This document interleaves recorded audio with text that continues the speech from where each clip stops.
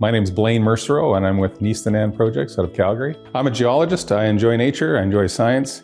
I get out into the wilderness as much as I can. I enjoy the sporting activities that Alberta brings with the mountains and the skiing and the summer activities, the water and the lakes that we have. What is the NeeStaNan Project? So the NeeStaNan Project, the word NeeStaNan is a Cree word for all of us or us too. We are a 100% First Nations Indigenous group developing a right-of-way from Fort McMurray over to the shores of Hudson Bay near the mouth of the Nelson River. The right-of-way is intended to be consisting of entirely Indigenous land under First Nations control. It'll be a utility right-of-way that'll handle potentially a rail line, power line, and a natural gas line, bringing natural gas to the shores of Hudson Bay for an LNG facility, a rail line to bring products from the prairies and Alberta over to the shores of Hudson Bay for export, as well as an opportunity to bring containers in from ships and other goods in to the port on Hudson Bay as well. The project consists of two parts. First phase is the port on the shore of Hudson Bay, just north of the mouth of the Nelson River. That port would be considered a multifunctional port, capable of handling bulk commodities like grain and minerals, potash, as well as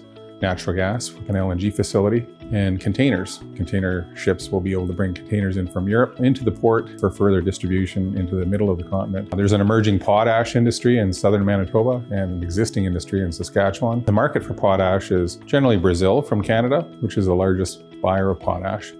Right now, the potash leaves Manitoba and Saskatchewan by rail to go to the west coast, where it's put onto a ship and shipped down the west coast in the Pacific to Panama, through the Panama Canal, through the Caribbean, and over to Brazil. This new trade route will allow us to ship potash directly to Tidewater in Hudson Bay, out of Hudson Bay into the Atlantic Basin and straight down to Brazil, which is a much more efficient and quicker trade route than going down the Pacific coast. Similarly, natural gas coming from Alberta can be moved over to the shores of Hudson Bay, liquefied, and brought over to Europe, which is a shorter trade route than bringing natural gas and LNG from the Gulf Coast of Mexico across the Atlantic and up to Europe. So we think this is a much better, more efficient trade route to get our products to markets in the Atlantic Basin. What sparked the creation of the NeeStaNan Project? The project itself started about 5 or 6 years ago in a dialogue between the oil and gas industry and the First Nations people in Edmonton and some politicians. And it was decided that there was too many barriers, generally political barriers, that are stopping us from getting our goods and our services to other markets. It's difficult to get a pipeline through BC. We've already tried to get pipelines through Quebec. The US has shut down our Keystone XL pipeline going to the south, which leaves us to believe that maybe the best alternate route would be a route going into Hudson Bay to get our products onto Tidewater. So the project's been in the works for about 6 years with a tremendous amount of support, not only from industry, First Nations are supporting it as well. And we've got the indicative support from the provinces of Alberta, Saskatchewan, and Manitoba, all willing to help contribute some financial resources to the project to get it over the feasibility study stage. Having access to a deep sea port in Hudson Bay will certainly allow us to get away from barriers that have stopped us from getting our goods to the markets in the past. It'll be ideally a 3-kilometer wide utility corridor, cutting through land which is just south of the wetlands of the muskeg, but north of the privately held agricultural lands. It'll go through the Canadian Shield as it gets closer to Hudson Bay, which is actually good. The route through the Canadian Shield is a dry route. It's staying away from the wetlands to the north, from the Paw, Manitoba, over to the shores of Hudson Bay. It's actually following an existing railway route which serves Churchill, that was established back in around 1920 when a grain port was established in Port Nelson to ship grain out. That port was abandoned not too long after it was started, just because of a problem handling the silting on the river, coming down the Nelson River. They didn't have the technology and the resources to adequately manage the silting problems at that time, and it was decided to abandon that port. We think with today's technology, we can go back into that same area and using techniques for today's building ports, build a very nice port and handle the silting problem as well as an ice management problem in the wintertime. How would this trade route impact local and regional economies? So one of the important things about this utility right-of-way from Fort McMurray to Hudson Bay is that it's a contiguous piece of land that's under the control of the First Nations and Indigenous groups along the way. The corridor itself is a utility corridor, and it will provide revenues for those First Nations along the route, much the same as municipal taxes for pipelines going through municipal government lands. It'll provide revenues for the First Nations and Indigenous groups as far as municipal taxes go.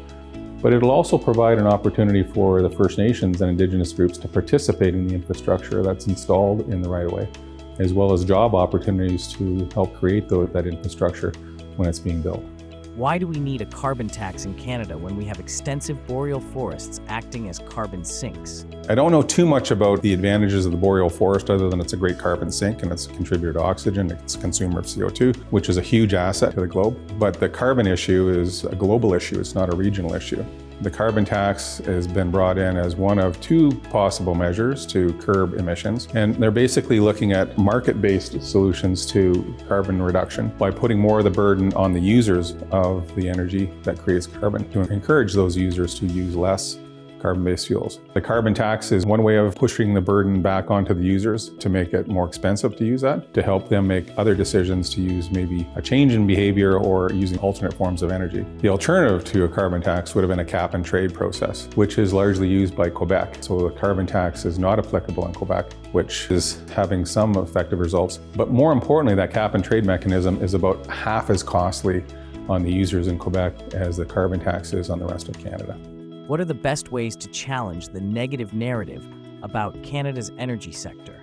So the energy that Canada produces, specifically the natural gas, is drilled and produced in a way that's much more efficient and effective than any other region in the world. We are one of the world's leaders in producing natural gas with the least carbon emissions possible. And a lot of the equipment that we use to get our natural gas to other markets in an LNG form, we're using electricity, hydroelectricity, to cool our natural gas to the point where it condenses into a liquid form. And that cooling process uses hydroelectric energy, which is very efficient, very carbon-free, as opposed to other nations in the world, such as the United States in the Gulf of Mexico, which burns natural gas to run large engines to drive compressors, which refrigerate the natural gas into a liquid form. We don't take that approach in Canada. Largely, we're using electrical energy to drive our compressors to make our refrigeration units work, which makes our natural gas more carbon-friendly, more energy efficient than most other regions in the world. How does someone get a hold of you? My name is Blaine Mersereau. I work for NeeStaNan, NeeStaNan.ca, and my phone number is 403-819-2080.